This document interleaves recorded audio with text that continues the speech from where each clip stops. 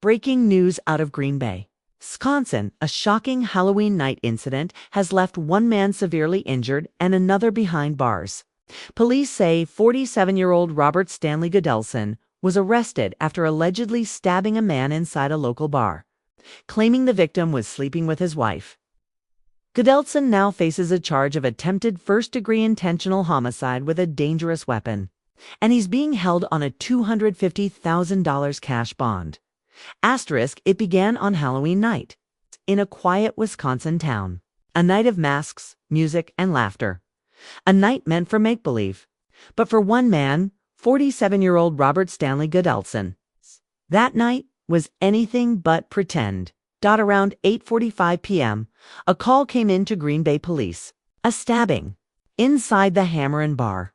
Officers rushed to the scene, and outside, they found a man bleeding heavily, stab wounds to the chest, a deep gash across his forehead. And behind the bar stood Robert, his hands stained with blood, the knife still sheathed at his belt. What had just happened? Police separated the witnesses. They said Robert had come in alone, quiet, distant. He ordered a drink, whiskey, maybe, and just sat there. For a while, he didn't say a word. Then he saw her, his ex-wife, and beside her, another man. Something inside him broke. You could see it in his face. They said the way his eyes froze, the way he stared, like he just stood up and shouted, "No F***ing way." That's what one witness recalled. He stormed toward them, shouting words no one could fully understand. Maybe anger, maybe pain, before slamming the other man against the wall. In his right hand, a knife glinted under the dim light. 3 quick thrusts, screams, blood, chaos, and then silence. When police cuffed him, Robert didn't fight back. He said calmly, "He was sleeping with my wife. You're lucky I didn't kill him." But why would a man do that? Why risk his life and someone else's over a love already gone? Maybe in Robert's mind it wasn't over. Maybe the divorce papers didn't end it. They just made it worse. He had lost not only a partner, but control. And for men like Robert, control means everything. Was it betrayal? I ask myself.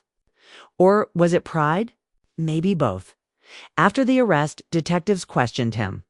They said he showed no remorse. He spoke about the victim with contempt, like the man had taken something from him. He insisted it was self-defense. But the footage told another story. Robert walking straight toward the victim. The shove. The blade. The rage. "I didn't do anything to him," the victim later said in court, voice trembling. "I just talked to her. Then he looked at me and I felt the knife." At the hospital, doctors said he was lucky. 1 inch deeper and the blade would have pierced his heart. So what was Robert thinking?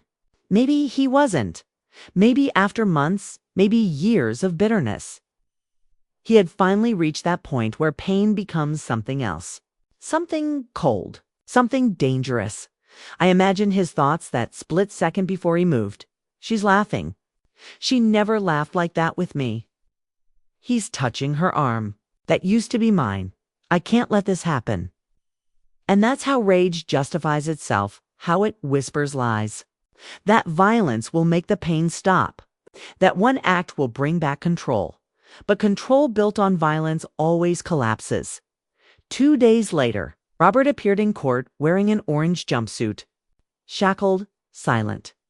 The judge asked if he understood the charges, attempted first-degree intentional homicide. He nodded once. No emotion. The prosecutor read his words aloud. "You're lucky I didn't kill him." People in the courtroom shifted uncomfortably. Even his ex-wife, sitting behind the railing, looked at him with something between pity and disbelief. The defense claimed he was drunk, that it was passion, not intent. But the state called it what it was, an act of control disguised as love. Because when love ends, the healthy let go. The broken, however, can't. Robert's story is one of obsession, the kind that doesn't burn fast, but smolders for years. He'd been described as short-tempered, jealous, unable to move on. After the divorce, he told neighbors he couldn't sleep, that he still checked her social media, that she'd regret leaving, Was this inevitable? Was there a moment when it could have been stopped? Maybe, yes, if he had learned to accept loss instead of fighting it. But acceptance takes humility, and Robert had none left. Now he sits in the Brown County Jail awaiting trial. If convicted, he could spend decades behind bars, decades to think about that night, and about the knife he thought would bring him peace. But there's irony in this story, because in trying to punish another man, Robert only imprisoned himself. And maybe, in the end, that's the cruelest justice of all. Jealousy doesn't just kill love, it kills reason too. And when pride takes the knife, it never misses its mark.